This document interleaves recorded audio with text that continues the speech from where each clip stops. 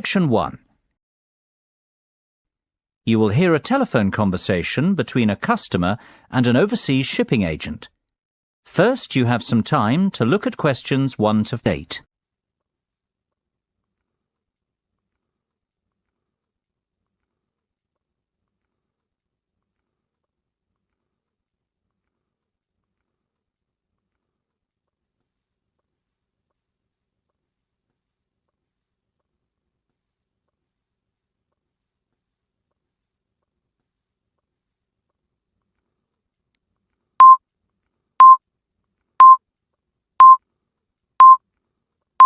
Listen carefully and answer questions 1 to 8. Good afternoon, Denham's Shipping. How can I be of service? Well, I wish to inquire about sending a container of personal items from the UK to Ireland. No problem. Would you like me to give you an estimate of the cost? Yes, please. Well, first of all, may I take your details? Of course. My name's Tim Lafferty. Could you spell your surname for me, please, Tim? Yes, it's Lafferty. L-A-F-F-E-R-T-Y. Thank you, Tim.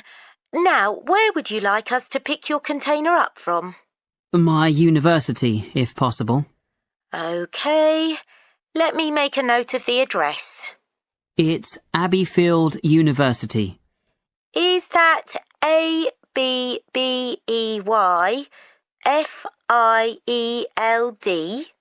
That's right.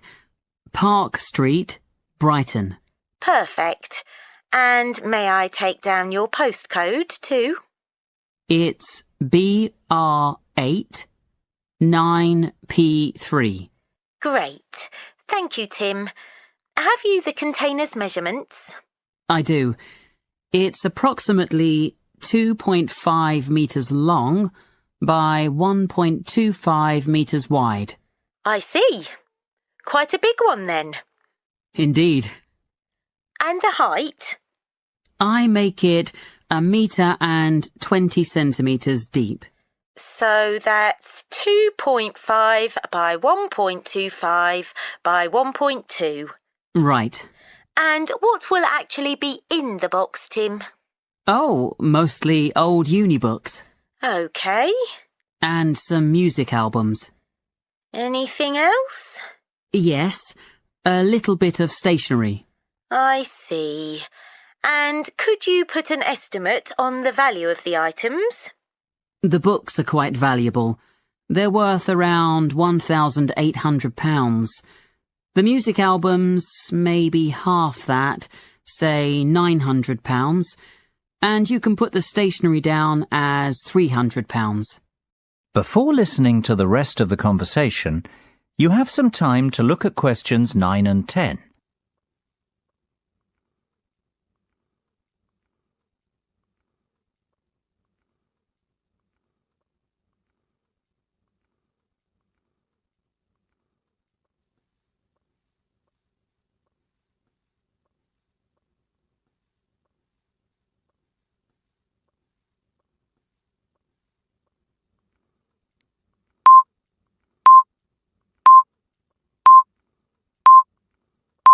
Now listen and answer questions 9 and 10. OK. And will you be purchasing contents cover from us also? I'm not sure what you mean. Sorry, let me explain. Because your items are worth more than £2,000, we recommend that you purchase insurance to cover yourself in the event of damage or loss. Makes sense. What are my options? Well, we offer 3 insurance deals: the premium rate, standard rate, and economy rate ones. Premium offers full cover in the event of loss, damage or theft, which means you would be provided with the full cost of replacing your belongings. What about standard and economy?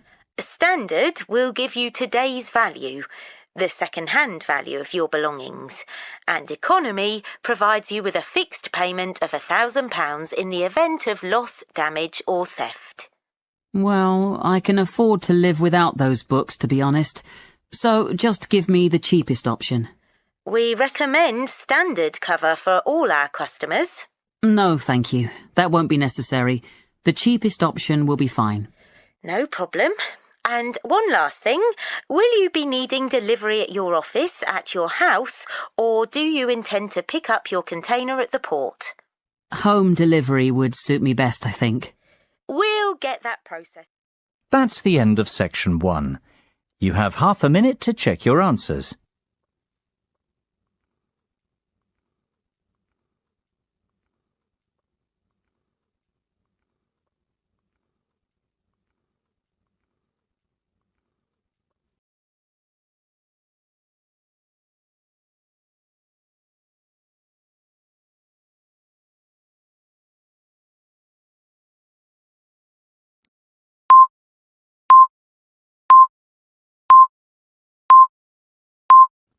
Now turn to section 2. Section 2. You will hear a tour guide talking to her tour group. First, you will have time to look at questions 11 to 15.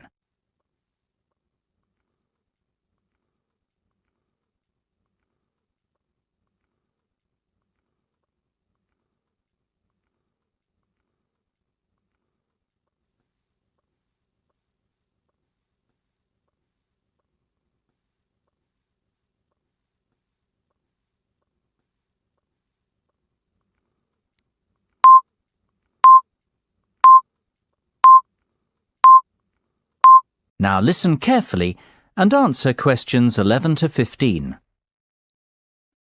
Well, we certainly have a busy day ahead of us, so let's get started, shall we?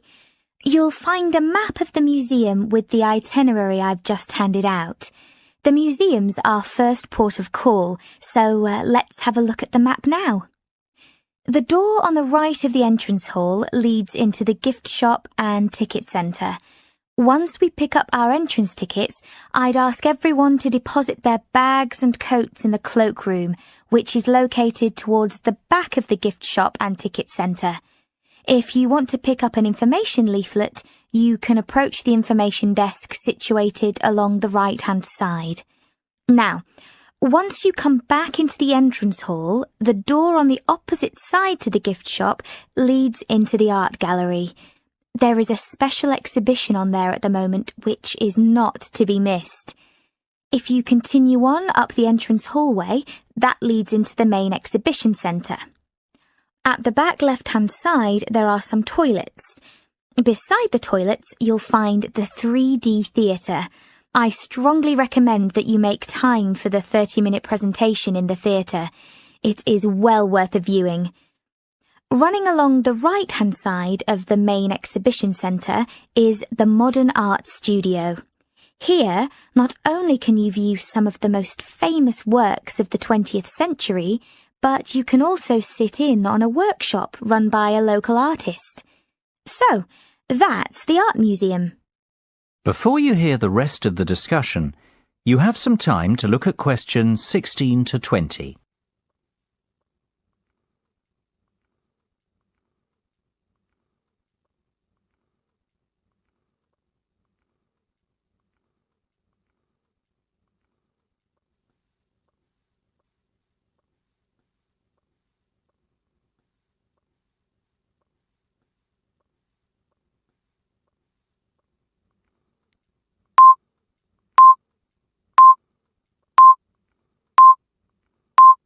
Now listen and answer questions 16 to 20.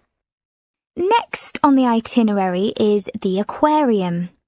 Depending on how long we spend at the museum, we might have to give this one a miss. It's not what I'd call a highlight of the day, but it would be a shame if we didn't get to see it, as it's en route to the Solheim Country Club, where we're booked in for lunch at 1 o'clock. Originally, we had planned to stop off at the Milltown Winery afterwards, but we've had to scrap that plan. Otherwise, we'd never get to the zoological gardens before closing time. We have pre-booked the gardens and must be there by 2:30, so no dilly-dallying please after lunch. Straight back onto the bus. The gardens close at 3:30, so we've an hour there, which should give us ample time to look around. Time allowing, we'll stop off at the famous Stout Brewery after that, if traffic isn't too heavy, and we're in Lincoln before 5. If not, we'll head straight for the National Concert Hall, where you're in for a real treat of an evening with a performance from the world-renowned cellist Andrei Borovsky. We have to be in our seats by 6:30 sharp.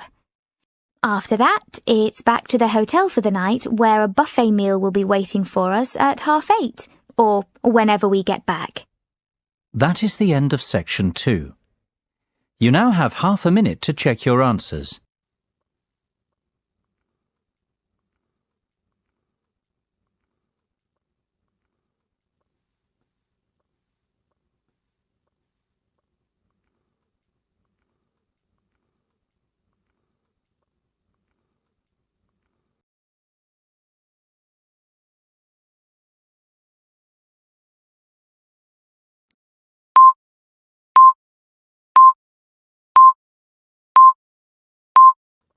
Now turn to Section 3. Section 3.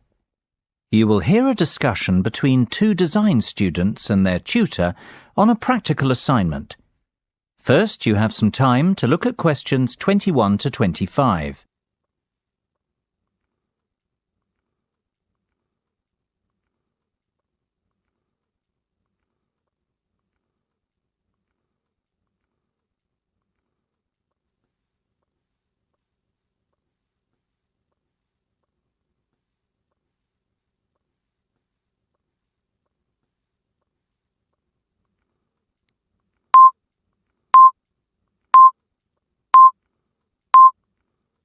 Now listen carefully and answer questions 21 to 25. So, have you chosen a product yet? I think so. We'd like to build a gyroscopic exercise aid. Sounds interesting. Tell me more. Well, we did some research and were amazed to discover the sheer range of applications for gyroscopic technology. Gyroscopes are used in laser and optical devices and can be found in many consumer appliances too. Right. Tell me about this product specifically, though. The aim of the assignment is to create something practical, functional, and beneficial for consumers. Justify your decision. Well, we believe we can design and build a cheap and effective muscle strengthening aid by taking advantage of the inertial forces created by a gyroscope. Yes. What we want to do is design a ball which can be held in the palm. Within the ball, there will be a simple gyroscope. This gyroscope can be set in motion by movement of the lower arm and wrist together in sync. The device will not require any external power source because it will be sustained by the movement of the arm and wrist. This will create considerable resistance and an excellent lower arm strengthening aid. It will be simple to design and cheap to produce, yet extremely effective. This all sounds very good. I'm impressed. Thanks, Mark. We're glad you like it. I think we're really onto something here.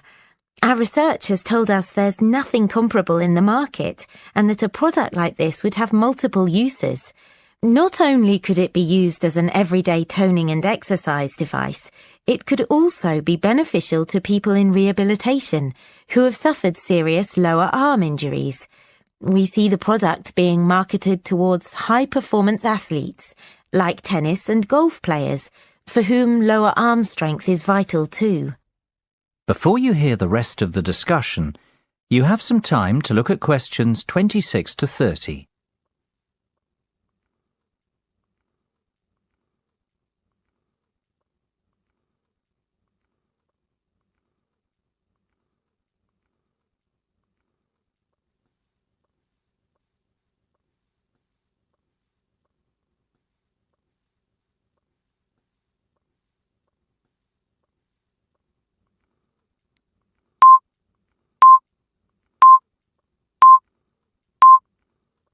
Now listen and answer questions 26 to 30. I've heard enough to give your project the go-ahead. Now, Let's talk costs. Right. Well, we estimate that around £3,000 will be required for product development. You mean to build the prototype? Exactly. And we'll need half that again to carry out some product testing. And what's your timeline for the project? The prototype should be ready a fortnight after work on the design starts, and we'll need another 6 weeks for testing. We want to enlist the help of 15 people to test the prototype. Ideally, we want 5 professional athletes to try it out, 5 recovery patients, and the remainder of the subjects will be gym members, our 3 target markets. Okay. Well, you have a lot of work to do, but you've certainly made a good start.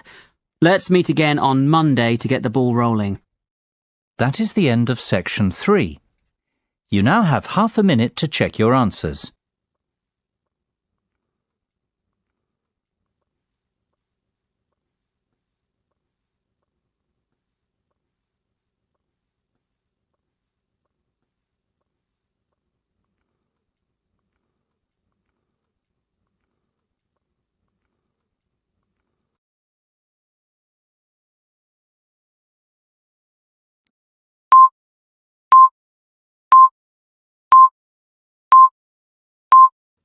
Now turn to section 4. Section 4. You will hear part of a lecture about public speaking. First, you have some time to look at questions 31 to 40.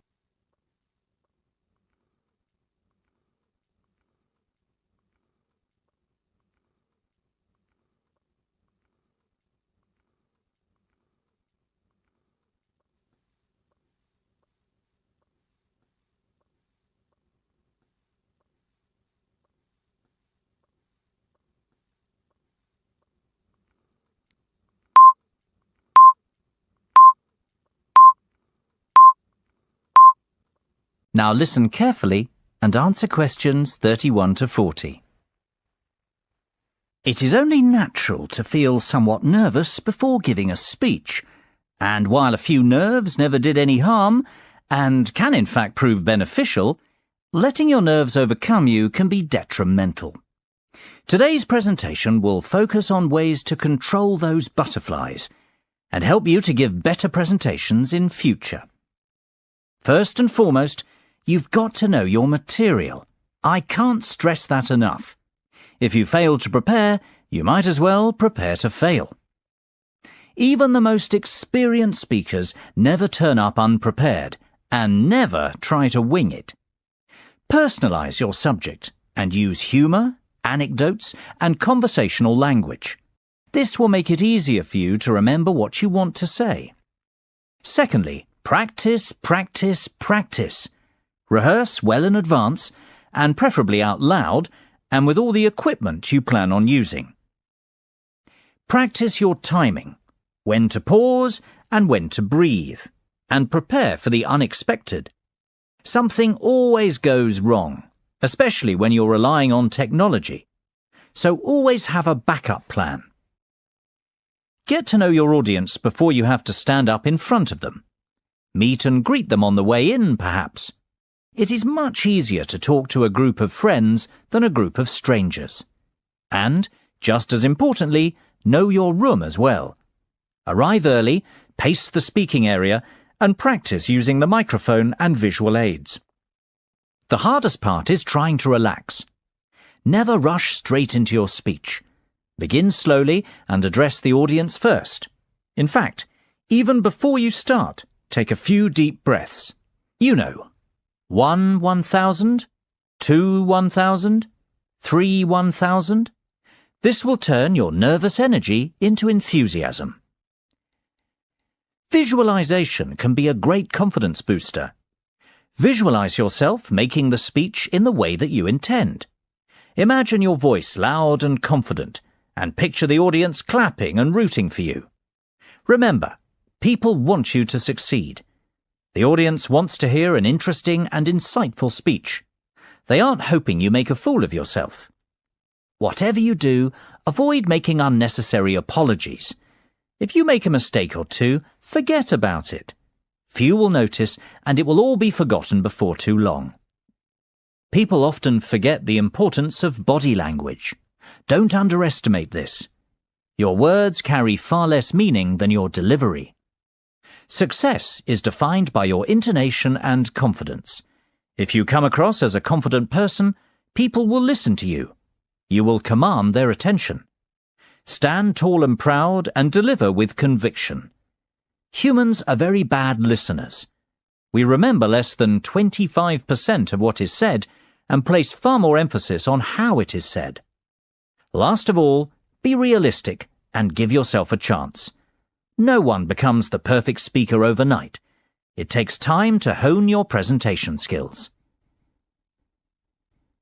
That is the end of section 4. You now have half a minute to check your answers.